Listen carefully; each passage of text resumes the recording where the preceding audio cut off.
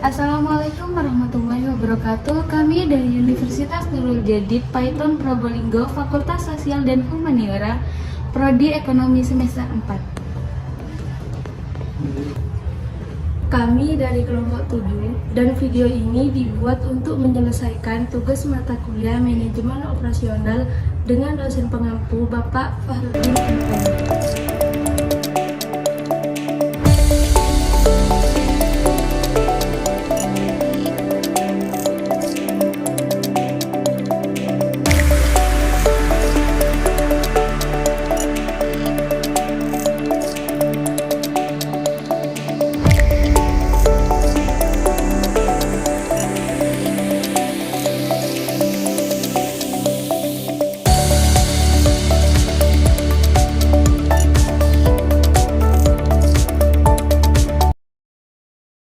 Baik, di sini kita akan menjelaskan tentang penjadwalan jangka pendek. Nah, yang dimaksud dari penjadwalan jangka pendek itu perencanaan suatu tugas atau job dengan cepat dan terarah waktu yang singkat.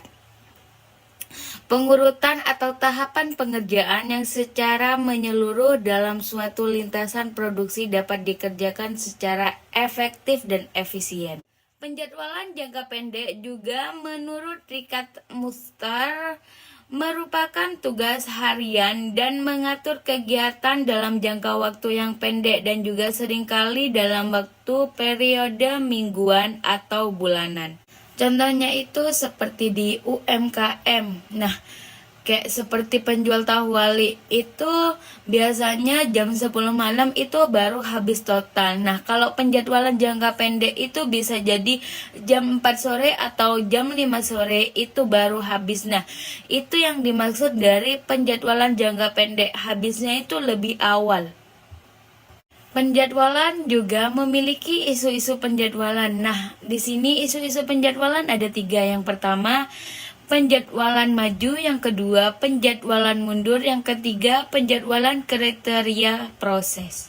Nah, yang dimaksud dari penjadwalan maju itu memulai segera ketika persyaratan itu sudah diketahui. Biasanya banyak digunakan di klinik, rumah sakit, rumah makan untuk makan malam, dan perusahaan permesinan. Sedangkan penjadwalan mundur ini dimulai dengan menjadwalkan operasi finansial diawali dengan jatuh tempo tanggal terlebih dahulu.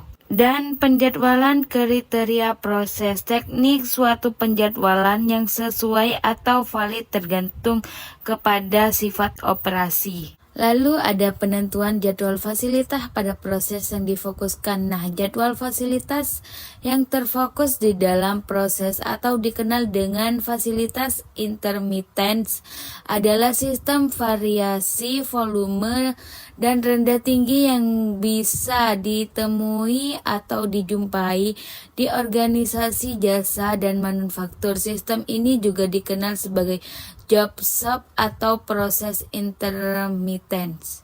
Selanjutnya, hal-hal yang dilakukan manajer untuk melakukan perencanaan dan pengendalian produksi.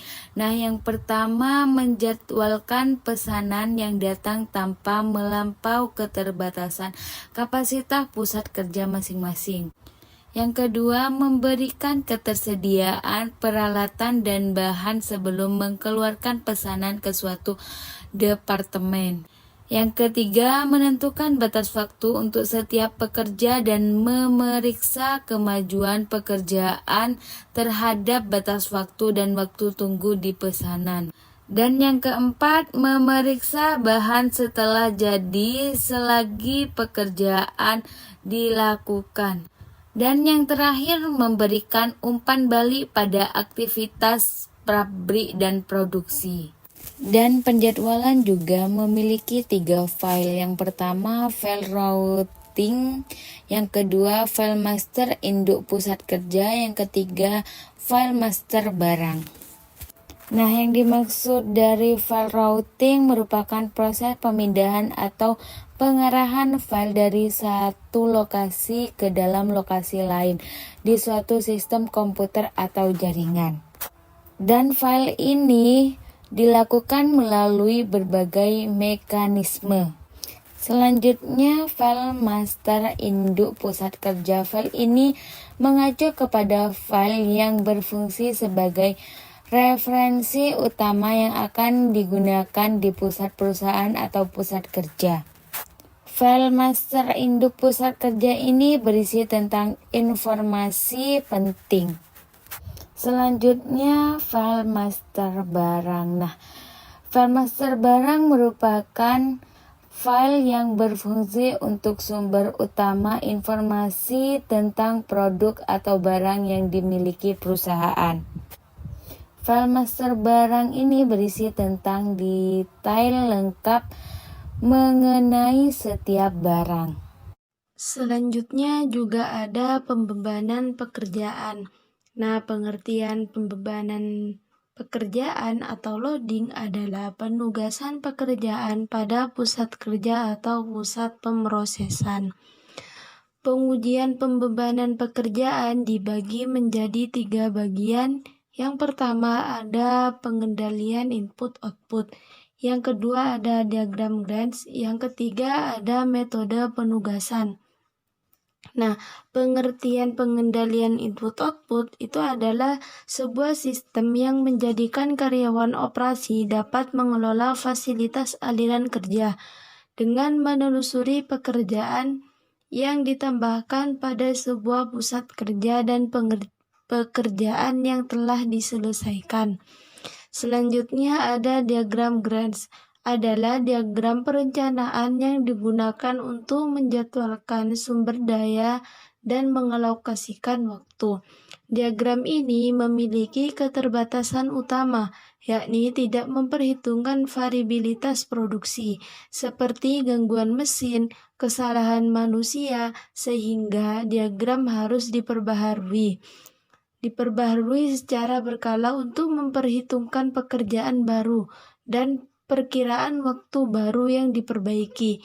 Diagram ini juga sering digunakan untuk mengawasi pekerjaan yang sedang berlangsung.